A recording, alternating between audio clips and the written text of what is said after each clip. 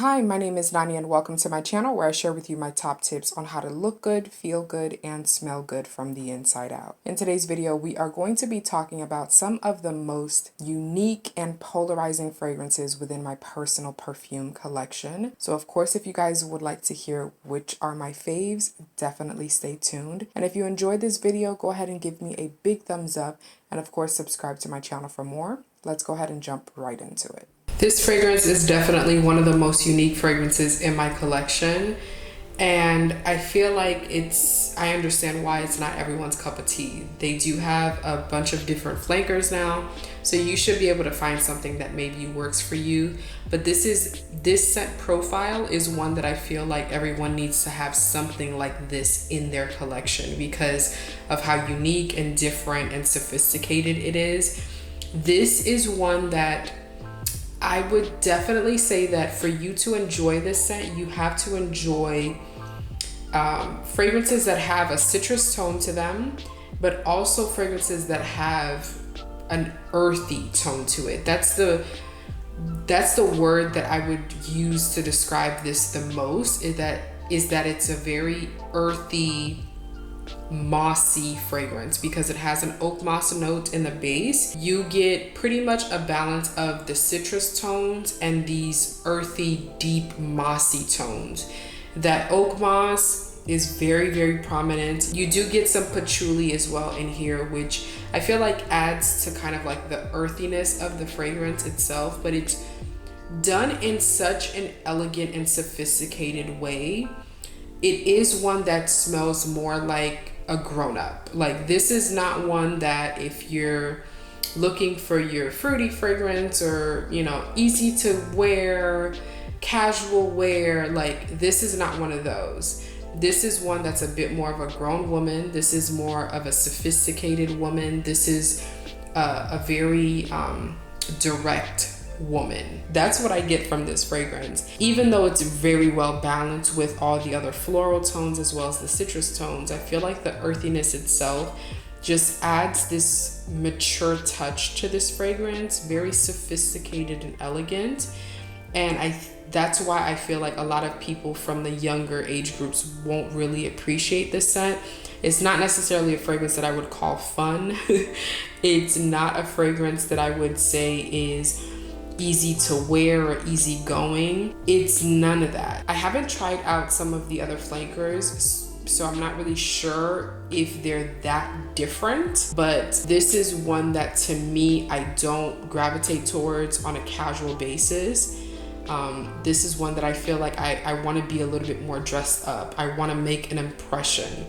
I want to leave a lasting impression on someone. This is the scent that I typically gravitate towards. So it's such a beautiful fragrance, very well-rounded, very earthy, very just a dominant, assertive woman type of fragrance. And I just love it. I absolutely love this fragrance. Very unique.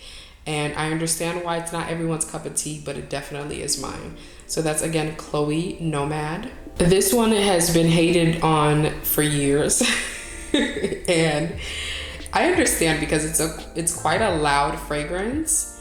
It's very, very loud. And it's one that also has a very loud and prominent patchouli note. And I know patchouli is a note that a lot of people are not really fond of. But this is one that I would say is kind of like a sweet, fruity patchouli type of scent. If you're not really into those fragrances, then you will hate this because it's so loud and very kind of like in your face. This is one that I typically gravitate towards more when it's nighttime. This is like an edgy girls' night out, like a bold, edgy type of look. That's when I wear this. This is like a leather jacket type of fragrance for me. This is not one that I gravitate towards during the daytime, and this is not one that I wear for like dinner at nighttime. This is more like we're going to a bar or we're doing something outdoors, like we're doing like an outdoor festival type of thing, but it's nighttime, so there's a nice breeze outside. Because of how loud it is something that can get a bit headache inducing if you overdo it. But because of the way that it projects, and the way that it lasts on the skin, you don't have to overspray this one. So I really do enjoy that about this scent. The sweetness for me, because there's a freshness when you first spray this, because there's a pear note. Even though it's kind of like fruit, I feel like pear is not really where I get the sweetness from. I feel like the pear definitely adds a bit of freshness to the scent, but the sweetness comes from the toffee note, which makes it kind of like sugary, a little bit kind of like, I don't know, caramel like. It gives off a little bit of that type of scent. It lingers that type of scent. And it also does have, as I mentioned, the patchouli note. And I feel like the patchouli is even more prominent than the sweet notes. So if you're someone that is like, you don't really like a gourmand, this is not one that I would consider to be a gourmand, at least to me. Even though it's sweet, even though it has a toffee note, which is kind of like a gourmand type note, the patchouli definitely adds, like I mentioned, an edginess to it, a darkness, an earthiness to it, a little bit like a woody, musky feel. I just love this scent so much, and it is definitely polarizing, but it is one that I gravitate towards the most when I want to feel very edgy and powerful. Now this one, again, is an acquired taste. This is not for everyone at all. This is not even for someone that just likes rose. Like, for you to like rose is not enough for you to enjoy this scent, because there's a lot going on in this fragrance itself. But this is also one that I tested out privately, and then I ended up doing an exclusive review on it. I'll link that video down below as well for you guys. But in that video, I mentioned to you guys that when I first sprayed it on my skin, I was like, whoa, like, wait a minute. This is a very grown up, a mature, like, woman. And it's not necessarily because of just the rose note. It's also because this has a clove note. And that's a spice that's not really my favorite in cooking in general, or just the smell of it is a little bit too strong and heady for me. But this is done in the most perfected way possible, because there's something about the melange between those spicy notes, those earthy notes, and the floral notes in this fragrance that smells very kind of like antique. Okay, so you know how in weddings they say something old, something new, something borrowed, something blue. This to me smells like the something old, but I feel like the something old is always something that is so precious and so important to the family. So I want you to kind of get in that frame of mind. Not that it smells, at least to me, not that it smells outdated or vintage or any of those things. It just smells important. It smells valuable. It smells precious. It smells like one of a kind. It smells like elegance and class and sophistication. Like, it's a beautiful, beautiful scent, very powerful.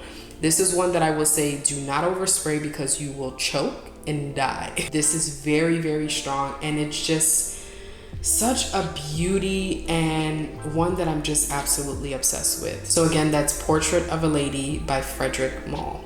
Now this one is, I feel like I've heard a lot more recently, a lot of people, I don't know if it's just because a lot of people are just exploring the Kilian brand, but a lot of people have been saying that they don't like this, or that it's too sweet for them, or it's too much for them. And for me, it's just enough. This is the way that I like my quote unquote gourmands to smell like. I don't want to smell like literal food, but if it is something that's going to be sweeter and more on the gourmand side, there are certain notes that to me are more pleasant and easy to wear, like caramel or coffee or chocolate. Those notes are the ones that I typically gravitate towards, because the way that they wear on my skin is just a bit more wearable and just a bit more practical for me. And this one is also boozy. It does have, I believe, a rum note in here as well, but I do pretty much get the coffee note, the rum, the caramel as well as the chocolate. There is a bit of a nutty aspect to it as well, so I do like that, but I think it's more creamy. I feel like the mix of all of those notes just add a very smooth, creamy, decadent type of scent to it, but it's not heavy, it's not overly done. It is sweet, and so I feel like to some, especially if you don't like your sweetness in those type of notes, it may be a lot. It may feel headache inducing, or it may feel a bit nauseating. But if you're someone that loves like hot cocoa, hot chocolate, caramel, you know, like those chocolates at like the store, like the Snickers and Twix, like if you're into those, if that's your sweet preference, I guess I can say, then you'll probably really love this fragrance. So it's very warm, it's spicy, it's sweet, it's boozy, it's creamy. It is absolutely delectable, and I just love it. This lasts on my skin as well as on my clothes for an extremely long time, and it's so intoxicating. It is obviously polarizing, but it's one that to me, I feel like would work beautifully for date night. It's one that I would wear for like up close encounters, but nothing necessarily intimate, but just if you want to make an impression and leave an intoxicating scent trail behind, this is one to go with. And it is one that I think is, I don't want to say that it smells feminine to me, but because of how sweet it is, I don't know if I would want to smell this necessarily on my man, but it is unisex. So I would say, fellas, definitely try it, because your skin chemistry may bring out a different note, but it is quite a sweet fragrance. So just keep that in mind. Again, that's Kilian's Black Phantom. Now, even though the fragrances that I've mentioned to you are not going to be everyone's cup of tea, they are definitely some favorites within my personal collection. And I would love to hear from you guys as well. What are some of your favorite polarizing fragrances? Of course, if you guys enjoyed this video, go ahead and give me a big thumbs up and subscribe to my channel for more. I hope you guys are staying safe. God willing, I'll see you guys next time.